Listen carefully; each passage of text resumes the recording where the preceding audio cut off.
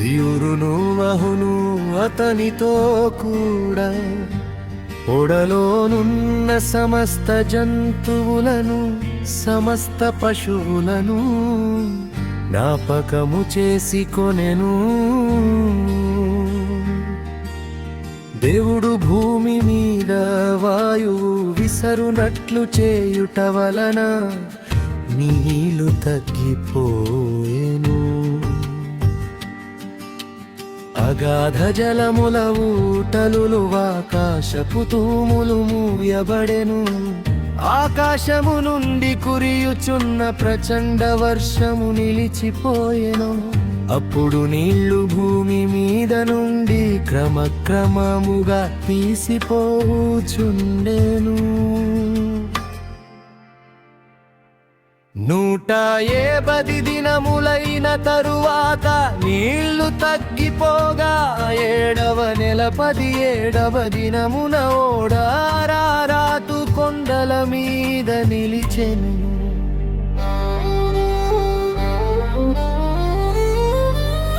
నీళ్లు 10వ నెల వరకు క్రమముగా తగ్గుచు వచ్చెను. 10వ నెల మొదటి దినమున కొండల శిఖరములు కనబడెను. 40 దినములైన తరువాత నోవహు తాను చేసిన ఓడ కిటికీ తీసి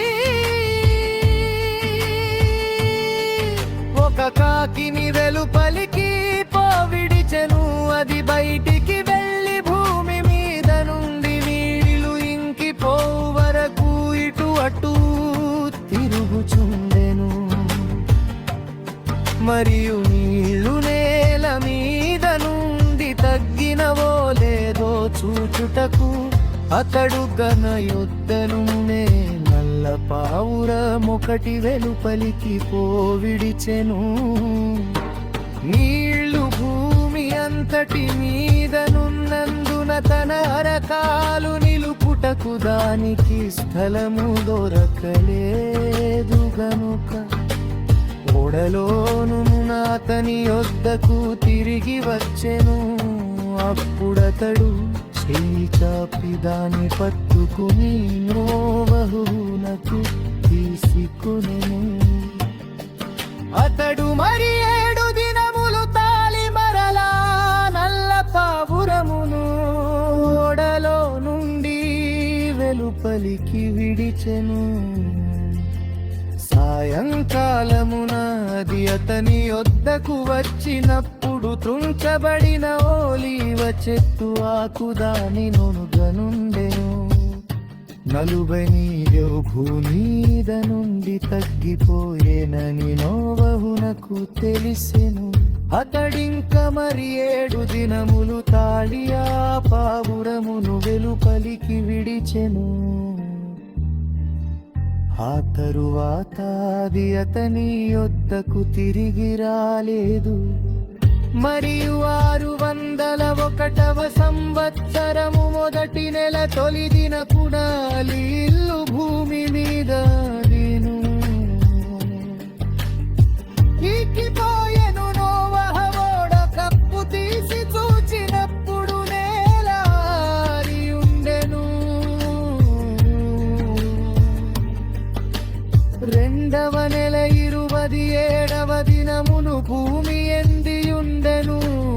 అప్పుడు దేవుడు నీవును నీతో కూడా నీ భార్యయు నీ కుమారులును నీ కోడంద్రును ఓడలో నుండి బయటికి రండి.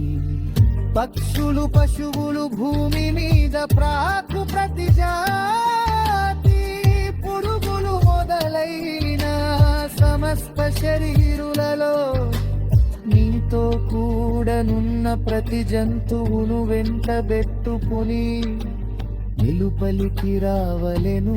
అవి భూమి మీద బహుగా విస్తరించి భూమి మీద ఫలించి అభివృద్ధి పొందవలెనని నోహుతో చెప్పెను.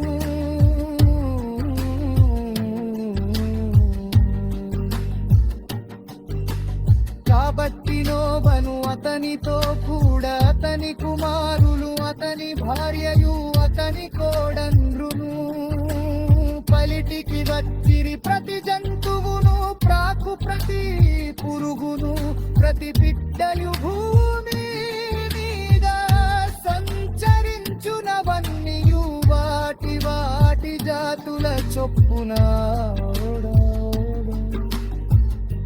బయటికి వచ్చెను. అప్పుడు నోదహు యెహోవాకు బలిపీఠము కట్టి పవిత్ర పశువులన్నిటిలోను పవిత్ర పక్షులన్నిటిలోను కొన్ని తీసుకొని ఆ పీఠము మీద దహన బలి అర్పించెను.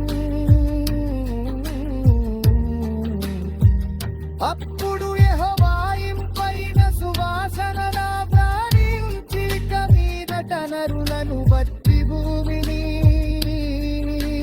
మరల శపించెను.